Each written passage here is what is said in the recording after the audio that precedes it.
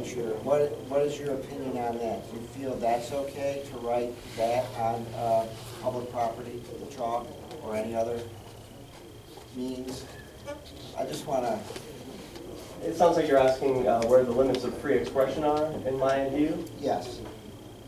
I view humans as having the right to express themselves peacefully and freely. And that would include using vulgar language if they wish. That certainly inflicts no harm upon anyone. Using libel or saying false statements, of course, is a crime, but those laws are already on the books. We're talking about free expression, people expressing ideas. Okay, thank you. Thank you. Any questions? All set.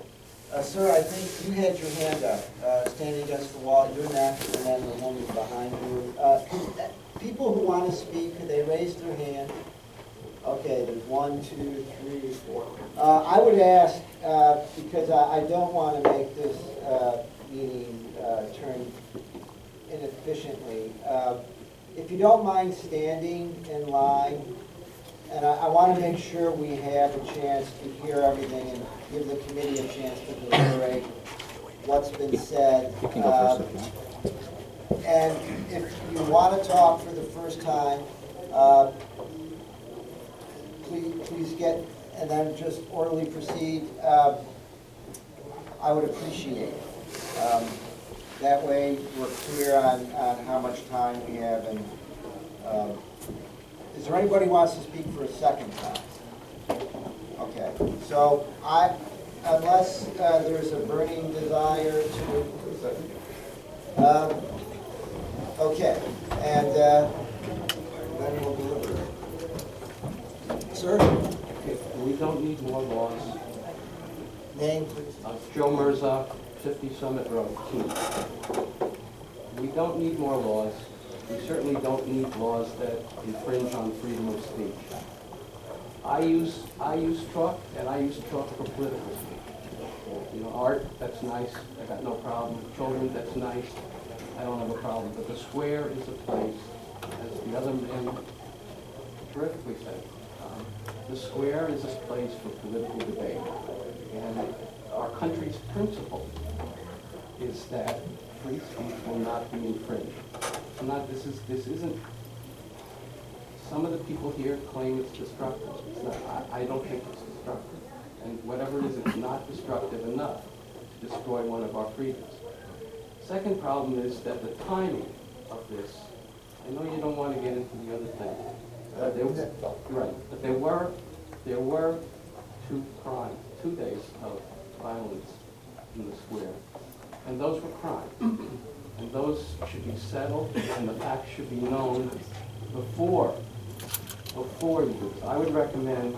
I don't want this ordinance at all, but you can vote today. I would vote to put it on more time, because until the case is closed, until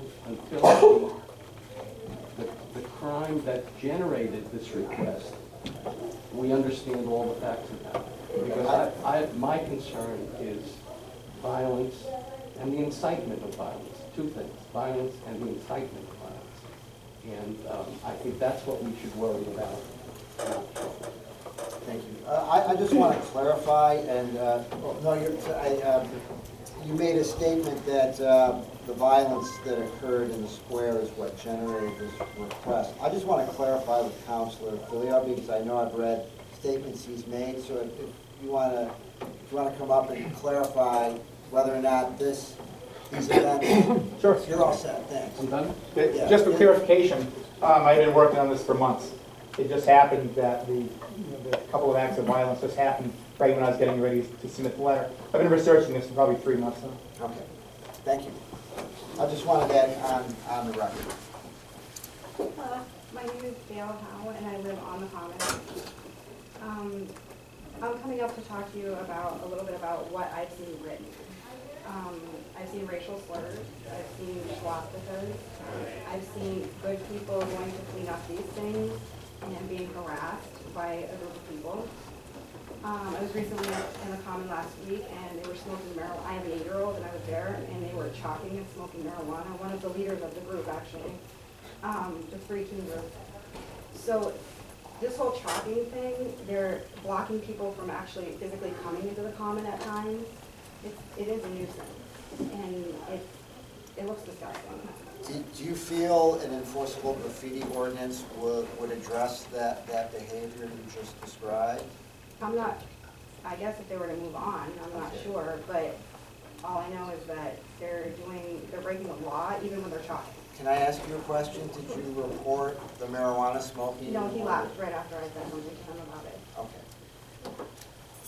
Any comments? Thank you. Next person who wishes to speak? Hi, Daryl Masterson, lifelong resident, living on Willow Street currently. I gotta admit that I'm right along with the whole freedom of speech thing. I don't think we should be trying to limit anything. But I'll also throw out that just because you can say something or you can do something because it's your legal right, doesn't mean you should. I'll leave it at that. I'm not gonna point any fingers. I think, personally, the city of Keene has way more important things to work on than trying to take the city council's time to decide whether or not we can try to enforce a chalking ban, for lack of better terms, when honestly I don't think you can ever enforce it. The city police will do the simple swear all day long. That's just a waste of resources, in my opinion. So I think city council, Randy, I appreciate the work you do. I think you guys should just move on. We got other things we can work on. We can continue making this a great city. I think this is a fad, kind of like the old fish swallowing, kind of gross. I would never do it. I'm not down with chalking either, but I would spend a little time down there. So that's just my opinion. And I did email the city council earlier, similar statements, but I figured everybody else would love to know my insights. Thank you. Okay, next speaker? I'm Ian Freeman from Keene. It was interesting, chalking's been going on for a long time here in Keene. In fact, Chalk the Police Day has happened in the past. And, there was one time when a Keene police officer actually joined in and chalked his own smiley face on the ground. Now, I don't happen to have any artistic ability, but I don't think that one's artistic ability should be a factor in whether or not one should be able to engage in free speech. And really that's what we're talking about here is restrictions on free speech, or at least the proposed idea of restrictions on free speech and free exercise of one's primary rights. And to go back to what the gentleman from the city clerk's office said, if you have to ask permission from anyone, you aren't talking about a right anymore, because rights are inherent. You don't have to ask permission to exercise your rights. I don't plan on asking anyone's permission to exercise my right to free speech. I support free speech, even though it can be kind of ugly sometimes. The case of the DEA raid on fat stuff was brought up earlier by a previous speaker, and that did seem to be where this war on chalk began. As you may know, the DEA did raids across the country, and Keene was one of the targets, and I was there for that, and I know that another activist had some chalk out front, and the activist was offering chalk to anyone who would walk by who had something to express. And yes, there were a couple of things that were written by folks from Keene about, they were vulgar about the DEA. They were upset that a favorite downtown business was being essentially robbed at gunpoint by the DEA. And, F the DEA, somebody wrote that down with chalk.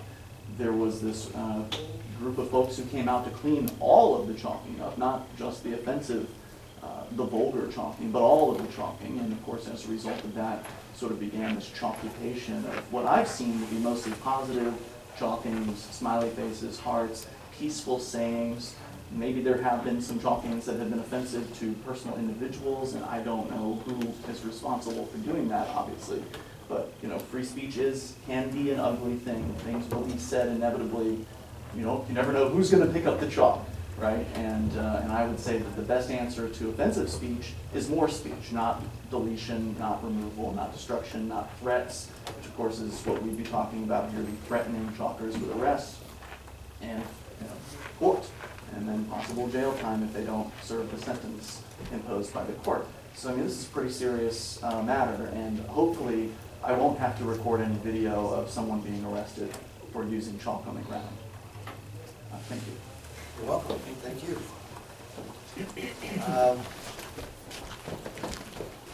Daryl Perry, 75 Leverett. Mr. Horton earlier had semi-rhetorically asked the question of, would you be willing to arrest a child? And in Richmond, Virginia, 2 years ago, a child was arrested for using chalk. The mother was ultimately fined $500 because the child drew a quote unquote door to a magical world on a rock at the beach in Richmond, Virginia. So Richmond, Virginia has an enforceable ordinance and it's used against children. Manchester, New Hampshire has an enforceable chalk ordinance, although I guess Steve Lindsay said that that may have been overturned, but the wording of the ordinance, as I saw it yesterday on their website, says that chalk, if capable of leaving a mark, no matter how temporary, of 1 inch wide, is a graffiti stick. Possession of a graffiti stick is an ordinance violation in Manchester, New Hampshire. So I would just urge the council to be careful at how enforceable you make an ordinance, lest everybody walking out of Walmart with a piece of chalk wind up being in violation of the ordinance.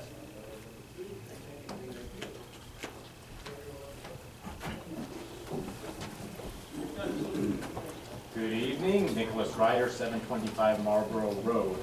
Well, it's another summer. Keene? Keene, sorry.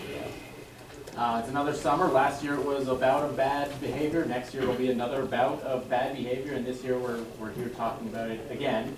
But I'm inspired by Gandhi's little-known quote, "Be the chalk you wish to see in the world." Also Martin Luther King, "I have a dream that my children will one day live in a nation where they will not be judged by the color of the skin, but by the content of their chalkings." Just kidding, that's not true. Chalk activism is stupid, and I wish the people involved in it would spend more time increasing freedom and happiness for everyone in this room.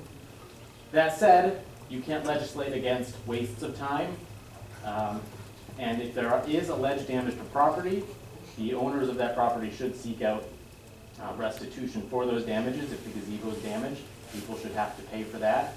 But please don't waste my tax-paid employees' time researching this ordinance. Thank you. You're welcome.